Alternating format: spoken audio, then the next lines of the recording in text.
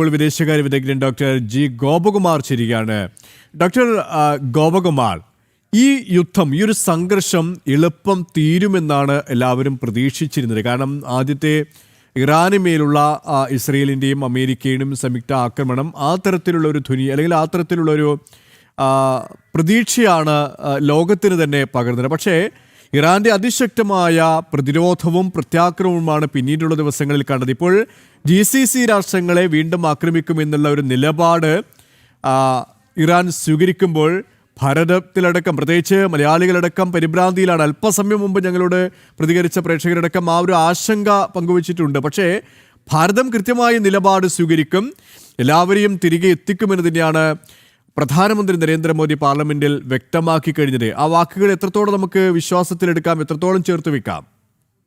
തീർച്ചയായിട്ടും നമ്മളൊക്കെ പ്രതീക്ഷിച്ചത് ഇങ്ങനൊരു യുദ്ധം ഉണ്ടാകില്ല എന്നും അത് ഭീഷണിയുടെ പുറത്ത് നിൽക്കുകയേ ഉള്ളൂ എന്നുമാണ്. കാരണം ഈ മൂന്ന് രാജ്യങ്ങളും ഒരു തരത്തിലല്ലെങ്കിൽ മറ്റൊരു തരത്തിൽ ഇന്ത്യയുമായി സ്നേഹത്തിലാണ്, സഖ്യത്തിലാണ്. അതുകൊണ്ട് തന്നെ നമുക്ക് വളരെ പെട്ടെന്നൊരു നിലപാടെടുക്കാനും തന്ത്രപരമായ ബുദ്ധിമുട്ടുകളുണ്ട്. അതേസമയം നമ്മുടെ താല്പര്യങ്ങൾ, ദേശീയ താല്പര്യങ്ങൾ നമുക്ക് നിലനിർത്തണം. അന്തർദേശീയമായിട്ട് നമുക്ക് ലോകത്തിന്റെ മുമ്പിൽ സമാധാനത്തിന് വേണ്ടി പരിശ്രമിക്കണം. ഇതിനൊക്കെ പുറമെ പ്രവാസികളായ ഇന്ത്യക്കാർ, പ്രത്യേകിച്ച് മലയാളികൾ ഉൾപ്പെടെയുള്ള ലക്ഷക്കണക്കിന് ആൾക്കാർ GCC രാജ്യങ്ങളുള്ളപ്പോൾ അവരെ സുരക്ഷിതമായി നമ്മുടെ നാട്ടിൽ കൊണ്ടുവരണം. അതല്ലെങ്കിൽ അവർക്ക് അവിടെ സ്വസ്ഥതയോടുകൂടി ജോലി ചെയ്യാനുള്ള അവസരം കിട്ടണം. വാസ്തവത്തിൽ ഇത് നമ്മുടെ വലിയൊരു ഉത്തരവാദിത്വമാണ്. താങ്കൾ ചൂണ്ടിക്കാണിച്ച പോലെ പ്രവാസികളായ പലരും എന്നെയും വിളിച്ചിരുന്നു. പല ആൾക്കാർ എന്താ ഗവൺമെന്റ് എപ്പോഴാണ് ഇടപെടുന്നതെന്ന് അത് യുദ്ധം ഉണ്ടായ സമയത്തെ തന്നെ ചോദിച്ചു തുടങ്ങിയാണ്. അതനുസരിച്ചുള്ള കാര്യങ്ങൾ കേന്ദ്ര ഗവൺമെന്റ് ഭാഗത്തു നിന്ന് ഉണ്ടാകുമെന്ന് നമുക്ക് പ്രതീക്ഷയുണ്ടായിരുന്നു. ഇപ്പോഴതിന്റെ നടപടിയിലേക്ക് വരുന്നു. സൈലന്റായി ഇരുന്നതല്ല, തീർച്ചയായിട്ടും ഉറപ്പാണ്. ഖത്തറിന് പിറകിൽ, ഗവൺമെന്റിന് തിരശ്ശീലയ്ക്ക് പിറകിൽ നിന്ന് നയതന്ത്രം ഇടപെട്ടുകൊണ്ട് തന്നെ ഇരിക്കുകയായിരുന്നു. നയതന്ത്രപരമായ കാര്യങ്ങൾ ഇൻവോൾവ് ചെയ്യുകയായിരുന്നു. പക്ഷെ അത് പരസ്യമായി നമുക്ക് പറയാൻ പറ്റാത്ത പല സാഹചര്യങ്ങളും ഉള്ളത് കൊണ്ട് നമ്മളതിൽ വളരെ കോൺഫിഡൻഷ്യൽ ആയിട്ട് നമ്മൾ മുന്നോട്ട് പോവുകയായിരുന്നു. ഇപ്പോൾ അത് പുറത്തു വരുന്നു. പ്രധാനമന്ത്രി തന്നെ ഇത് ഇടപെടുന്നുണ്ട്. അതെ, ഡോക്ടർ ജി ഗോപകുമാർ, താങ്കൾ പറഞ്ഞതുപോലെ തന്നെ ഈ മൂന്ന് രാഷ്ട്രങ്ങളുമായി ഭാരതത്തിന്റെ ഊഷ്മളമായ ബന്ധമാണുള്ളത്. പ്രത്യേകിച്ച് ഈ ഇസ്രയേലും അമേരിക്കയുമായി. എന്നാൽ ഇറാനുമായി അത്രത്തോളം ഗാഢമായ ബന്ധമില്ല എങ്കിലും ഒരു അസഹിഷ്ണുതയുമില്ല. ആ രാഷ്ട്ര തലവന്മാർ തമ്മിലുള്ള ഒരു ബന്ധം നമുക്ക് എല്ലാവർക്കും അറിയാവുന്നതുമാണ്. അതുകൊണ്ട് തന്നെയാണ് ഇറാൻ ഭാരതത്തിന്റെ ഹോർമുസ് കടലിടുക്കിലൂടെ പോകുന്ന ഭാരതത്തിന്റെ കപ്പലുകളെ ആക്രമിക്കാത്ത ഒരു സ്ഥിതിവിശേഷം ഇറാൻ സ്വീകരിക്കുന്നതിനും ആ നയതന്ത്ര ബന്ധത്തിന്റെ ആ ഒരു ഗാഢത തന്നെയാണ് വ്യക്തമാക്കുന്നത്. അതേസമയം തന്നെ ഭാരതത്തിന്റെ ഈ യുദ്ധം ഇങ്ങനെ അനുസ്യൂതം തുടരുമ്പോൾ മറ്റ് ലോകരാജ്യങ്ങൾക്ക് ഈ യുദ്ധം അവസാനിപ്പിക്കാൻ ഇടപെടാൻ കഴിയാത്ത ഒരു സാഹചര്യം, ഐക്യരാഷ്ട്രസഭയ്ക്ക് പോലും ഒരു പരിധി നിശ്ചയിക്കുന്ന ഒരു സാഹചര്യമുണ്ട്. അവിടെ ഭാരതത്തിന്റെ റോൾ എന്താണ്? പ്രധാനമന്ത്രിയുടെ റോൾ എന്തായിരിക്കും? അതെ, തീർച്ചയായിട്ടും ഐക്യരാഷ്ട്രസഭ 81-ാം വർഷത്തിൽ വളരെ നമ്മളാണ് ഇടപെടേണ്ടത്. ഭാരതവും ഇങ്ങനെയുള്ള രാജ്യങ്ങൾക്ക് തീർച്ചയായിട്ടും ഇക്കാര്യത്തിൽ ഇടപെടാൻ താല്പര്യമുണ്ട്. നമ്മൾ ഇടപെടുകയും ചെയ്യും, ഇടപെടണം. പ്രധാനമന്ത്രി അതിനെ മുൻകൈ എടുത്ത് ഇതേ അഭിപ്രായമുള്ള ഫ്രാൻസ്, ജർമ്മനിയുള്ള രാജ്യങ്ങളെ ഒരുമിച്ച് കൊണ്ടുവന്ന് മിഡിൽ പവേഴ്സ് ഇതിന് ഇനിഷ്യേറ്റീവ് എടുത്ത്, കാരണം ഈ മൂന്ന് രാജ്യങ്ങളോട് സംസാരിക്കാൻ നമ്മുടെ പ്രധാനമന്ത്രിക്ക് കഴിയും. ഇറാനുമായിട്ട് വാസ്തവത്തിൽ നമുക്ക് സാംസ്കാരിക ബന്ധമുണ്ട് എന്നുള്ളതും നമുക്ക് മറക്കാൻ പറ്റില്ല. അതോടൊപ്പം ചബഹാർ എയർപോർട്ട്, അവിടുത്തെ നേവൽ പോർട്ട്, തുറമുഖം സൃഷ്ടിക്കുന്നതിൽ നമ്മൾ ഒരുപാട് സംഭാവന ചെയ്തിട്ടുണ്ട്. അതുകൊണ്ട് രാജ്യത്തിന് തന്ത്രപരമായ ഗുണങ്ങളുമുണ്ട്. പാകിസ്ഥാനെ തൊടാതെ, പാകിസ്ഥാന്റെ മുറ്റത്തുകൂടി പോകാതെ. ഒരു നിമിഷം ഡോക്ടർ ജി ഗോപകുമാർ, താങ്കളിലേക്ക് എത്തി. ഇപ്പോൾ എരുമേലിൽ നിന്നും സാറാമ എന്നുള്ള പ്രേക്ഷക ചിരികയാണ്. സാറാമ, പറഞ്ഞോളൂ.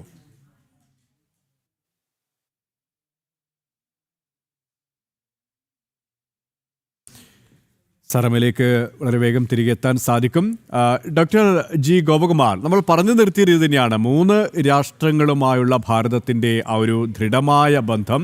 ഒപ്പം ലോക രാജ്യങ്ങൾക്ക് മുന്നിൽ തലയെടുപ്പോടെ ഭാരതം നിൽക്കുകയാണ്. പ്രധാനമന്ത്രി നരേന്ദ്രമോദി നിൽക്കുകയാണ്. ലോകാരാധ്യനായ പ്രധാനമന്ത്രിയുടെ വാക്കുകൾ ഈ യുദ്ധം, സംഘർഷം അവസാനിപ്പിക്കാൻ ഉതകും. ആ സാന്നിധ്യം, ആ വാക്കുകൾ അത്രത്തോളം പ്രയോജനപ്പെടുമെന്ന് തന്നെയാണ് ലോകരാഷ്ട്രങ്ങളടക്കം പ്രതീക്ഷയോടെ കാത്തിരിക്കുന്നത് അല്ലേ?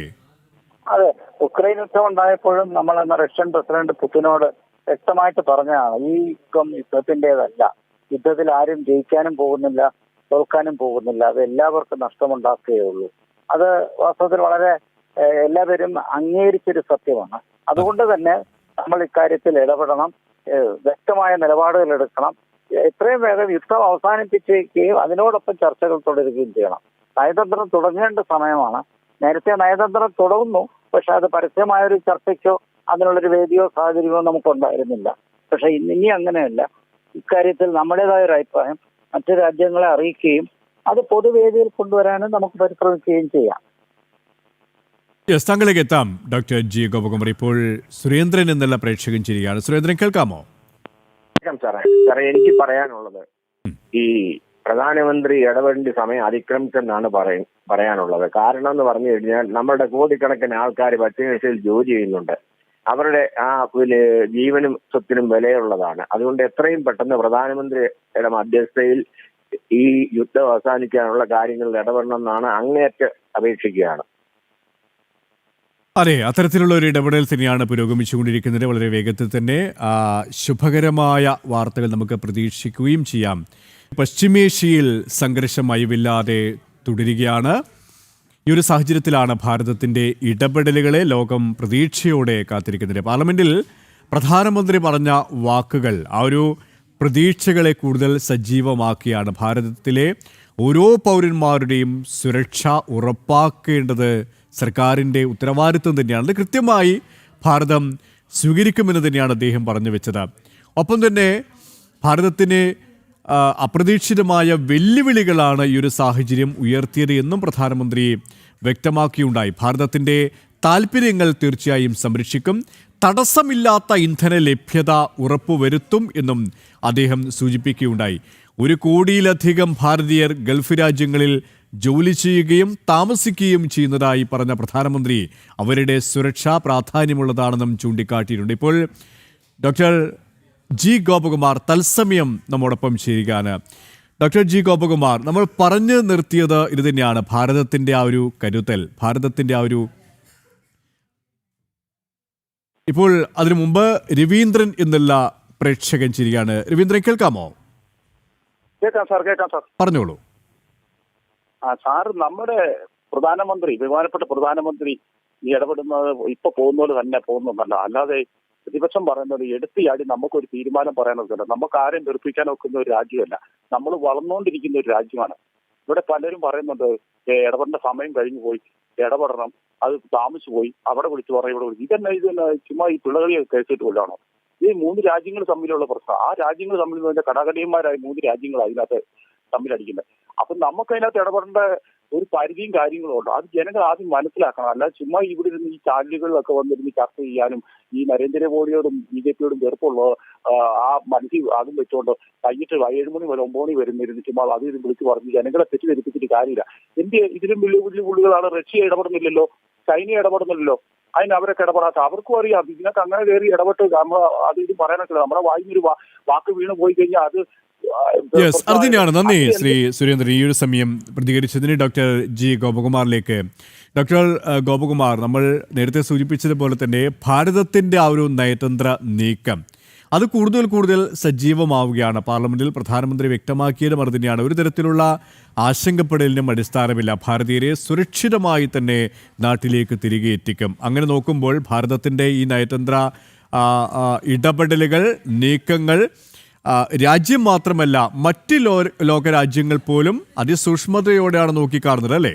അതെ, നമുക്കിപ്പോൾ പ്രവാസികളെ പൊടുന്നനവേ കൊണ്ടുവരാൻ എല്ലാവരെയും കൊണ്ടുവരുന്നൊരു സാഹചര്യത്തിലേക്ക് അവിടെ ഗൾഫിലെ പ്രശ്നങ്ങളായിട്ടില്ല. നമുക്കറിയില്ല ഒരുപക്ഷെ അങ്ങനെ ഒരു സാഹചര്യം അവിടെ ഉണ്ടാകുമോ. പണ്ട് ഇറാഖിൽ യുദ്ധമുണ്ടായപ്പോൾ നമ്മൾ പ്രത്യേകം 91-ലും മറ്റും 1992-ലും മറ്റും 2 പ്രാവശ്യം പരിശ്രമിച്ചു, അത് വിജയിക്കുകയും ചെയ്തു. പക്ഷേ അതേപോലത്തെ ഒരു സാഹചര്യം ഇപ്പോഴും ഉണ്ടായിട്ടില്ല ഗൾഫിൽ, അങ്ങനെ ഉണ്ടാകാതിരിക്കട്ടെ. പക്ഷേ എന്നാലും അവിടെ കുടുങ്ങിപ്പോയ മലയാളികൾ, കാരണം ബന്ധുക്കൾ അങ്ങനെ തുടങ്ങിയ ഒരുപാട് പേർക്ക് തിരിച്ച് നാട്ടിലേക്ക് വരണം, എയർപോർട്ട് അടച്ചതിനെ തുടർന്നുണ്ടായ പ്രശ്നങ്ങളുണ്ട്. അപ്പോൾ അതുകൊണ്ട് നോർമൽസി റീഗെയിൻ ചെയ്യണം, ആ സ്വാഭാവികത തിരിച്ചു കൊണ്ടുവരണം. അതോടൊപ്പം വേണ്ടത് നമുക്ക് ഊർജ്ജ പ്രതിസന്ധി ഉണ്ടാകാതിരിക്കാനുള്ള നടപടികൾ എടുക്കണം.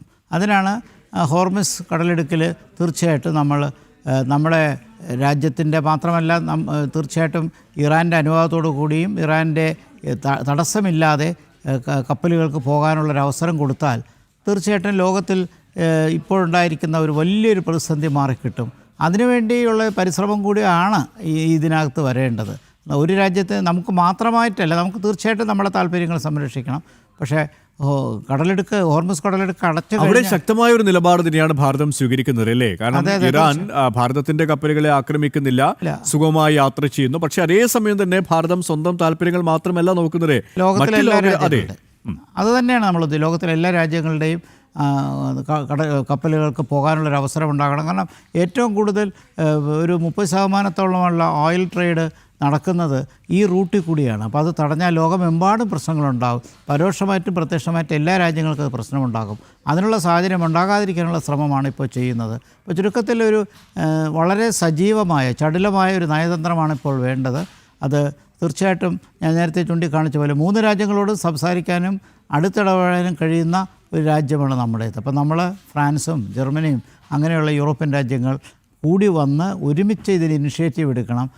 വളരെ നിസ്സഹായമായി നിൽക്കുന്ന ഐക്യരാഷ്ട്രസഭയുടെ ഇപ്പോഴത്തെ പശ്ചാത്തലത്തിൽ നമുക്ക് കൈയും കെട്ടി നോക്കിയിരിക്കാൻ പറ്റില്ല. തീർച്ചയായിട്ടും നയതന്ത്രം തന്നെയാണ് ഇവിടെ ഏറ്റവും പ്രധാനപ്പെട്ട ഡിപ്ലോമാറ്റിക് ഇൻസ്ട്രുമെൻ്റ്.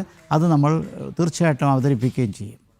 അപ്പം ഡോക്ടർ ജി ഗോപകുമാർ, ഒരു സമയത്ത് ഇറാൻ ഒരു മൃദു സമീപനം GCC രാഷ്ട്രങ്ങൾ മേൽ സ്വീകരിച്ചിരുന്നു. ആദ്യഘട്ടത്തിലുള്ള ആക്രമണത്തിന് ശേഷം മാപ്പ് ചോദിക്കുന്ന ഒരു സ്ഥിതിവിശേഷത്തിലേക്ക് വരെ എത്തി. പിന്നീട് എന്തുകൊണ്ടായിരിക്കണം വീണ്ടും ആക്രമിക്കും എന്നുള്ള ഒരു നിലപാട്, കർക്കശമായ നിലപാടിലേക്ക് ഇറാനെ കൊണ്ട് എത്തിച്ചത്? അത് എത്രത്തോളം അവർക്ക് തന്നെ ഭാവിയിൽ തിരിച്ചടിയാകാനുള്ള സാധ്യതയും?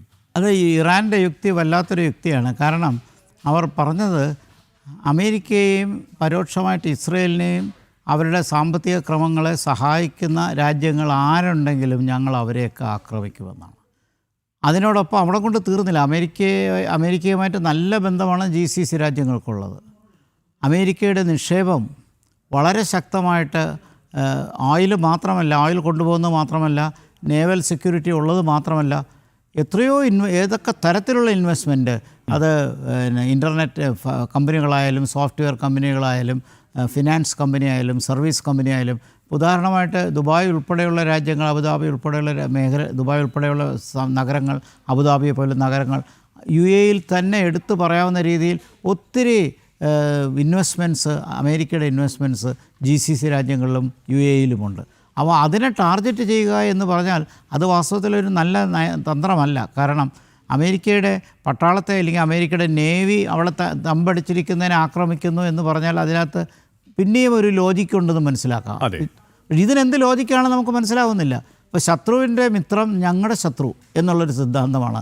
അത് ഇറാനെ എങ്ങനെ പറഞ്ഞ് മനസ്സിലാക്കുന്നുള്ളതാണ് നമ്മൾ. പക്ഷേ ഈ GCC രാഷ്ട്രങ്ങളായി കഴിഞ്ഞാലും ഒമാൻ അടക്കമുള്ള രാജ്യങ്ങൾ ഈ ഇറാനുമായി അത്രത്തോളം ബന്ധമുള്ള ഒരു രാജ്യമാണ്. സൗഹൃദം അത്രത്തോളമുണ്ട്, ഊഷ്മളമായൊരു സൗഹൃദമാണ്. പക്ഷേ എന്നിട്ട് പോലും ഒമാനെ അടക്കം ആക്രമിക്കുന്ന ഒരു സ്ഥിതിവിശേഷം ഇറാൻ സ്വീകരിക്കുമ്പോൾ ഇറാൻ്റെ ഒരു യുദ്ധതന്ത്രം ഒട്ടും യുക്തിയില്ല എന്ന് കൂടി നമ്മൾ ആലോചിക്കേണ്ടിയിരിക്കുന്നു, വിലയിരുത്തേണ്ടിയിരിക്കുന്നു. അതെ അതെ, അത് വാസ്തവത്തിൽ യുക്തിഭദ്രമല്ല എന്ന് മാത്രമല്ല ആത്മഹത്യാപരമാണ്.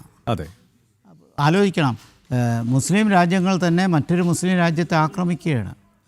അപ്പോൾ എവിടെയാണ് ആ ഒരു ഐക്യം വരുന്നത്? GCC രാജ്യങ്ങളെന്ന് പറയുന്നത് അവർക്ക് സാമ്പത്തികപരമായിട്ട് മാത്രമല്ല സാംസ്കാരികപരമായിട്ടൊക്കെ ഒത്തിരി ബന്ധങ്ങളുണ്ട്. ഇറാനുമായിട്ടും ബന്ധമുണ്ട്. അപ്പോൾ അങ്ങനെയുള്ള രാജ്യങ്ങൾ, ഒമാൻ ഉൾപ്പെടെ ഈ സമീപകാലത്ത് ഇസ്രയേലുമായിട്ടുള്ള സംഘടനം ഇറാനുമായിട്ടുള്ള തർക്കം തീർക്കാൻ ഏറ്റവും മുൻപന്തി വന്നാൽ ഒമാൻ്റെ തലക്കിട്ടാണ് അടിച്ചത്. അപ്പോൾ ഇറാൻ്റെ ഡെസ്പറേറ്റാണ്, ഞാനതിനെ കാണുന്നത് ഒരു ഡെസ്പറേറ്റ് മൂവാണ്. അങ്ങനെ, കാരണം അമേരിക്ക എത്രയോ 1000 മൈലുകൾ അപ്പുറത്തിരിക്കുകയാണ്. അവിടെ ചെന്നെത്തി ആക്രമിക്കാനുള്ള ബുദ്ധിമുട്ടുണ്ട്. എന്നാൽ ഇസ്രയേലിനെ ആക്രമിക്കാൻ വിഷമമില്ല, മറ്റ് GCC രാജ്യങ്ങൾ ആക്രമിക്കാൻ വിഷമമില്ല. പക്ഷേ GCC രാജ്യങ്ങൾക്ക് അവരുടെ ജനതയെയും അവിടെ വർക്ക് ചെയ്യുന്ന പ്രവാസികളെയും സംരക്ഷിച്ചേ പറ്റൂ.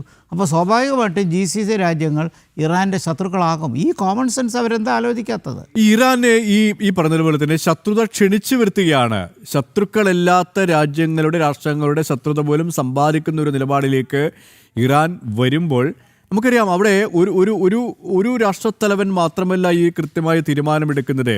അവിടുത്തെ മതശക്തികൾ നിയന്ത്രിക്കുന്ന ഭരണകൂടം കൂട്ടായി ചേർന്നുള്ള ഒരു തീരുമാനമാണ്. എന്തുകൊണ്ടായിരിക്കാം അത്തരത്തിലുള്ള ഒരു തീരുമാനത്തിലേക്ക് ഇറാൻ എന്തായിരിക്കാം അവരെ ആ രീതിയിൽ ഒരു ആത്മഹത്യാപരമായ നിലപാടെടുക്കാൻ പ്രേരിപ്പിക്കുന്ന ഘടകങ്ങൾ? അല്ല, അവർക്ക് മറ്റ് രീതിയിൽ അമേരിക്കയെ കീഴ്പ്പെടുത്താൻ പറ്റില്ല. അമേരിക്കയുടെ ഇൻവെസ്റ്റ്മെൻറ്റ്സ്, നിക്ഷേപങ്ങൾ GCC രാജ്യങ്ങൾ നന്നായിട്ടുണ്ട്. ഇപ്പോൾ ദുബായിലൊക്കെ പോയി കഴിഞ്ഞാൽ ഒരു മൾട്ടിനാഷണൽ കമ്പനികളുടെ ഹെഡ് ക്വാർട്ടേഴ്സ് എത്ര 100 കണക്കിനാണ് ദുബായിലുള്ളത്. അതെല്ലാം അമേരിക്കൻ ഇൻവെസ്റ്റ്മെൻറ്റ് വരുന്നതാണ്. അപ്പോൾ അമേരിക്കൻ ഇൻവെസ്റ്റ്മെൻറ്റ് ഹെൽത്ത് കെയറിലുണ്ട്, ഫിനാൻസിലുണ്ട്, എൻജിനീയറിങ്ങിലുണ്ട്, ഇൻഫ്രാസ്ട്രക്ചറിലുണ്ട്, ടൂറിസത്തിലുണ്ട്. ഇതെല്ലാം തകർക്കുമ്പോൾ അമേരിക്കയുടെ സാമ്പത്തിക ശക്തി ശോഷിച്ചു പോകും. അങ്ങനെ അമേരിക്കയെ അവിടെ ചെന്ന് ആക്രമിച്ചില്ലെങ്കിലും അമേരിക്കയുടെ നിക്ഷേപങ്ങളുള്ള സ്ഥലങ്ങളിൽ ആക്രമിച്ചു കഴിഞ്ഞാൽ അമേരിക്ക കീഴ്പ്പെടും. ഇങ്ങനെയുള്ള ചിന്താഗതിയാണ് അവർ ആലോചിക്കുന്നത്. ട്രംപിൽ അതിൽ കുലുങ്ങുന്നില്ല. ട്രംപിൻ്റെ ദൃഢമായ ചില തീരുമാനങ്ങൾ അശാസ്ത്രീയവും ഇൻഹ്യൂമണുമായിട്ടുള്ള തീരുമാനങ്ങൾ നമുക്കറിയാം. അവർക്ക് അദ്ദേഹത്തെ സംബന്ധിച്ചിടത്തോളം യുദ്ധം എപ്പം നിർത്തണമെന്നുള്ള കാര്യത്തിൽ ഒരു തീരുമാനവുമില്ല. തുടങ്ങിയപ്പോൾ ട്രംപ് പറഞ്ഞത് ഒരാഴ്ച കൊണ്ട് ഇതൊക്കെ തീർക്കാമെന്നാണ്. ഇപ്പോൾ ട്രംപിൻ്റെ കൈപൊള്ളി നിൽക്കുകയാണ്. അതെ, കൈപൊള്ളി നിൽക്കുകയാണ് ട്രംപ്. കാരണം ട്രംപ് പോലും വിചാരിച്ചില്ല ഇത്രത്തോളം പ്രതിരോധം, പ്രത്യാക്രമണം ഇറാൻ്റെ ഭാഗത്തു നിന്നും ഉണ്ടാകുമെന്ന്. അതുകൊണ്ട് തന്നെ ഒരു ട്രംപിൻ്റെ കർക്കശമായ നിലപാടുകൾ മയപ്പെടുത്താനുള്ള ഒരു ഇടപെടൽ അമേരിക്കയിൽ നടക്കാം, അവിടുത്തെ ഭരണപക്ഷമായാലും പ്രതിപക്ഷമായാലും. കാരണം ട്രംപിനെ ഇപ്പോൾ ഒരു കയറൂരി വിട്ട ഒരു നിലപാടാണ് സ്വീകരിക്കുന്നത്. അതിൽ ഒരു പിടുത്തമുണ്ടാകാൻ ഈ ഒരു ഇറാൻ സംഘർഷം ഏതെങ്കിലും തരത്തിൽ കാരണമാകുമോ? അവിടെ അമേരിക്കയ്ക്കകത്ത് യുദ്ധം തുടരുന്നതിനോട് യാതൊരു യോജിപ്പുമില്ല എന്നുള്ളതാണ്. കാരണം നമുക്ക് മനസ്സിലാക്കാൻ കഴിയുന്നത് അമേരിക്കയിൽ നിന്നുള്ള റിപ്പോർട്ടുകളും വരുന്നത് അങ്ങനെയാണ്. ഇപ്പോൾ തന്നെ വിലക്കയറ്റം നന്നായിട്ട് വന്നു. ഊർജ്ജ പ്രതിസന്ധി അവിടെ കുറച്ചൊക്കെ ഉണ്ട്. വിലക്കയറ്റം വന്നു. ഗുഡ്സ് ട്രാൻസ്ഫർ ചെയ്യാൻ പറ്റുന്നില്ല. അപ്പോൾ ഷിപ്പിനകത്ത് ഓയിൽ മാത്രമല്ല പല കാര്യങ്ങളും എക്സ്ചേഞ്ച് ചെയ്യുന്നുണ്ട്. അതൊന്നും കൊണ്ടുവരാൻ, ട്രാൻസ്പോർട്ട് ചെയ്യാൻ പറ്റുന്നില്ല. ഇൻഫ്ലേഷൻ നന്നായിട്ടുണ്ട്. അപ്പോൾ വിലക്കയറ്റം വന്നു. മാത്രമല്ല ഇനിയിപ്പോൾ സെപ്റ്റംബറൊക്കെ ആകുമ്പോൾ അമേരിക്കയിൽ ഇടക്കാല തിരഞ്ഞെടുപ്പും വരും. അപ്പോൾ റിപ്പബ്ലിക്കൻ പാർട്ടിക്ക് ഇതിന് മറുപടി പറയേണ്ടി വരും. നമ്മുടെ പാർലമെൻ്ററി ജനാധിപത്യം പോലുള്ളൊരു സംവിധാനമല്ല അവിടെയുള്ളത്. പ്രസിഡൻഷ്യൽ സിസ്റ്റമാണ്. അപ്പോൾ അവിടുത്തെ പൊതുസമൂഹം ശക്തമാണ്, അവിടുത്തെ മീഡിയ ശക്തമാണ്. അവർക്ക് തീർച്ചയായിട്ടും ഇക്കാര്യത്തിൽ ശക്തമായ അവരുടെ പ്രതിഷേധം അറിയിക്കാം, ജനങ്ങളുടെ പ്രതിഷേധം അറിയിക്കാം. അതല്ലാതെ രാഷ്ട്രീയ പാർട്ടികൾ എന്ന് പറയുന്ന അമേരിക്കയിൽ പൊതുവെ ദുർബലമാണ്. അതുകൊണ്ട് തന്നെ പൊതുമണ്ഡലത്തിൽ നിന്ന് ഇതിനുള്ള വിമർശനം വരുള്ളൂ. ഇപ്പോൾ തന്നെ വന്നു കഴിഞ്ഞു. അപ്പോൾ ട്രംപ് ഉടനെ പറയും നമ്മൾ നേടിക്കൊണ്ടേയിരിക്കുകയാണ്. പക്ഷേ അമേരിക്കൻ ജനത നോക്കുമ്പോൾ വിലക്കയറ്റം ദുസ്സഹമായി വരുന്നു, ഇൻഫ്ലേഷൻ വരുന്നു. അപ്പോൾ തീർച്ചയായിട്ടും പിന്നെ അമേരിക്കൻ ജനങ്ങൾ ലോകത്തിൽ എവിടെയൊക്കെ ഉണ്ടോ അവരെല്ലാം ഈസി ടാർഗറ്റ് ആവുകയാണ് ഇറാൻ്റെ. അങ്ങനെ അത് തന്നെയാണ് നമുക്ക് ചർച്ച ചെയ്യേണ്ട ഒരു വിഷയം തന്നെയാണ്. ഇപ്പോൾ കോഴിക്കോട് നിന്നും ജിൻസൺ എന്നുള്ള പ്രേക്ഷകൻ ശരിയാണ്. ജിൻസൺ പറഞ്ഞോളൂ. ഓക്കെ സാറേ, ഇതിലിപ്പം ഭാരതത്തിന്റെ ഒരു പ്രസക്തി, ഭാരതത്തിന്റെ നിലപാട് ഭാരതത്തിലേക്ക് ഇറാനുമായുള്ള എണ്ണ കൊണ്ടുവരുന്നതിലുള്ള ഹോർമുസ് തുറമുഖത്തിലൂടെ കൊണ്ടുവരുന്ന ഒരു കാര്യത്തിൽ മാത്രമേ പ്രസക്തിയുള്ളൂ. കാരണം റഷ്യക്കും ചൈനയ്ക്കും പോലും ഒന്നും ചെയ്യാൻ കഴിയാത്ത ഒരു സാഹചര്യമാണ് നിലനിൽക്കുന്നത്. അപ്പൊ അങ്ങനെ പറയുമ്പോൾ ഇത് ഇറാൻ ഇന്ന് ഈ സമയത്ത് ഈ യുദ്ധം ഇറാനെതിരെ അമേരിക്ക ചെയ്തില്ലായിരുന്നെങ്കിൽ നമ്മളൊരു ന്യൂക്ലിയർ വാർഫെയറിലേക്ക് പോയാണ്. 2 വർഷം കഴിഞ്ഞാൽ ഒരു അണുബോംബുകൾ തമ്മിലുള്ള ഒരു യുദ്ധത്തിലേക്ക് ഇത് പോകുന്നതിൽ നിന്ന് അമേരിക്ക അതുപോലെ ഇസ്രായേൽ ലോകത്തെ രക്ഷിച്ചു എന്ന് വേണം നമ്മൾ കാണേണ്ടത്. കാരണം ഇതിപ്പോ UAE-യുടെ സ്റ്റാൻഡ് വന്നു കഴിഞ്ഞു. ഇപ്പൊ UAE പറഞ്ഞതെന്ന് വെച്ച് കഴിഞ്ഞാൽ ഇതൊരു ടെറർ അറ്റാക്കാണ് അവർ ചെയ്യുന്നത്. അവരുടെ രാജ്യത്തിന് അടിക്കാൻ അവരെന്ത് തെറ്റാ ചെയ്തത്? UAE-നെ അടിക്കുന്ന സമയത്ത് ഇന്ത്യക്ക് ഒരു സ്റ്റാൻഡ് എടുക്കാൻ കഴിയുന്നില്ല. കാരണം ഇന്ത്യക്ക് ഇറാനെതിരെ ഒരു സ്റ്റാൻഡ് പോലും എതിർത്ത് പറയാൻ ഇതുവരെയും കഴിഞ്ഞിട്ടില്ല. അത് ഇന്ത്യക്ക് അങ്ങനെ കഴിയൂ. കാരണം ഇന്ത്യയും ഇറാനും തമ്മിൽ ഒത്തിരി ബന്ധമുണ്ട്. ഒരു നമ്മളവിടെ ബിൽഡ് ചെയ്യുന്നുണ്ട്. പക്ഷെ എന്നിരുന്നാലും ഇത് ഒരു ഫിനിഷിംഗ് പോയിന്റിലേക്ക് എത്താൻ കുറച്ച് സമയം എടുക്കും. പക്ഷെ ഇത് എന്തായിരുന്നാലും അത് ഇറാനെ അത് അടിച്ച് ഒരു എന്താ പറയാ നിലംപരിശാക്കുന്നതായിരിക്കും നല്ലത്. ഈ ലോകത്തിന്റെ സമാധാനത്തിന് അതായിരിക്കും നല്ലത്. എസ്പെഷ്യലി മിഡിൽ ഈസ്റ്റ് പിടിക്കാനുള്ള അവരുടെ നയമായിരുന്നു. മിഡിൽ ഈസ്റ്റ് അവരുടെ ഓൾറെഡി മിഡിൽ ഈസ്റ്റിൽ നിന്ന് അമേരിക്ക പോകണമെന്നുകൊണ്ട് ഉദ്ദേശിക്കുന്ന അവർ വേറൊന്നുമല്ല, മിഡിൽ ഈസ്റ്റ് മുഴുവൻ ഇറാന്റെ അണ്ടറിലേക്ക് നമുക്ക് കൊണ്ടുവരണം. ഏതായാലും അത് തന്നെയാണ് അമേരിക്കയും ഇസ്രയേലും വ്യക്തമാക്കുന്നത്. ഈ ഒരു ആണവശക്തിയായ ഇറാൻ ആ ഒരു സൈനിക ശേഷി തീർത്തും ഇല്ലാതാക്കണം, അവിടുത്തെ ഒരു മത തീവ്രവാദ രാഷ്ട്ര തലവന്മാരെ ഉന്മൂലനം ചെയ്യുമെന്ന് തന്നെയാണ് അവർ പറയുന്നത്. വളരെയധികം നന്ദി ഈ ഒരു സമയം പ്രതികരിച്ചതിന്. നമുക്ക്